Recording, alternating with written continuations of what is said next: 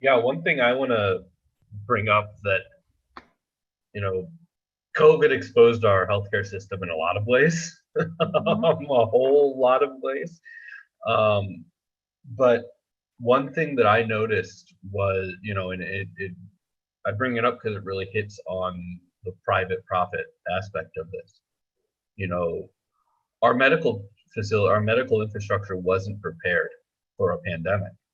So what happened is basically vultures came in and formed testing companies.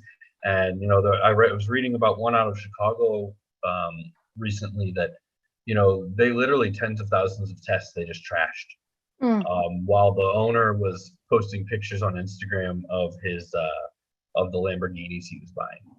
Right, and then that's the one I drive past it every time I take my son to his grandparents. Right, that's the one that sits in that parking lot.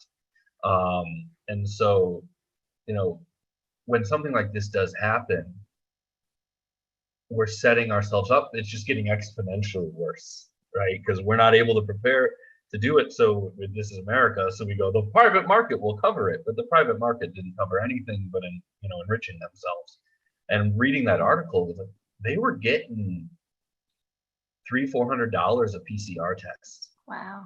from the federal government, right? Wow. So it was not a small amount. And in that company's case, like, to give them a little, to take my heat off them a little bit, I do think they got hit by that winter surge we just had over the holidays, and they went from 10,000 to 50,000 tests a week, and they just couldn't handle it. Yeah. But they took that money and they trashed those tests. So Yeah, and if you remember in the beginning, and this is, so the countries that did the best in handling the pandemic are countries that were able to have central planning and a national strategy for dealing with the pandemic, which we didn't have at all. And so you literally had hospitals within communities and states battling each other for the limited supplies that we had. And so the private companies were just like, oh, wow, protective equipment, there's a high demand for this. So they're like selling it to the highest bidder, right? So there's bidding wars are going on, these clandestine, taking like trucks that are labeled for something else and trying to sneak the PPE into the Yep. state. I know our comptroller had a staffer with a check for millions of dollars meeting a truck driver in a McDonald's parking lot Mm-hmm, as mm-hmm. they were crossing through the state because they were worried another state was going to drive there and give them a check for millions of dollars first. Yeah. Right? That's no way to run a system. No, no, no. It was worse than I even imagined that it could be, but it did in so many ways. The pandemic has exposed the flaws, and unfortunately, so many people that have died that shouldn't have died as a result of that. I think somebody asked in the chat, what is one of the hardest questions that you have? I mean, other than coming up, the kind of the typical or the hardest obstacles you have to selling this. There's all of this misinformation, of course, in the corporate media about what National Improved Medicare for All is. And, they call it socialism. That's a big thing. You're talking about socialized healthcare? Well, no, we're talking about is what every wealthy nation basically does, because health is a public good and not a commodity. And when you treat it as a commodity, people die and suffer, and we all suffer as a result of that. So I say it's civilized healthcare is important. I think the big thing is rationing. They always point to, oh, well, now the government is going to be rationing the healthcare. We already ration healthcare in this country. We ration it in the cruelest way possible based on ability to pay. No other nation, does that.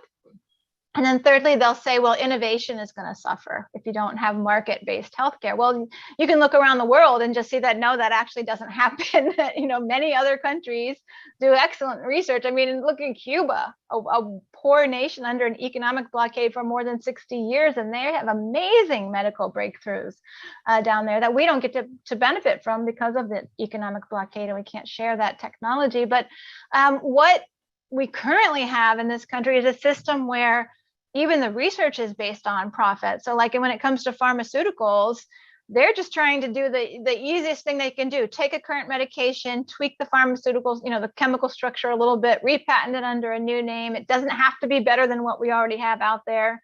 and market that, as opposed to looking at what are our needs, what should we be funding, what do we need, and then if there's certain things that just aren't that profitable to make or sell, basic medications that we need, the pharmaceutical companies like, oh, we're just not going to make it anymore. So when you have a national health system where those federal dollars are being used to prioritize what we need, you get the kind of innovation that we actually need, which is addressing the real issues that we have, and not all this kind of wasted money that's not actually improving our care. Same thing with medical devices. We have all these medical devices. A lot of them don't even do what they say they're going to do, but companies are just making them and then marketing them to physicians, hospitals, to make money. It always makes me think of the Lyme disease vaccine. Mm-hmm. It exists. There's a way to stop people from getting Lyme disease, a debilitating disease, but it wasn't profitable. Yeah. So it got pulled. Yeah.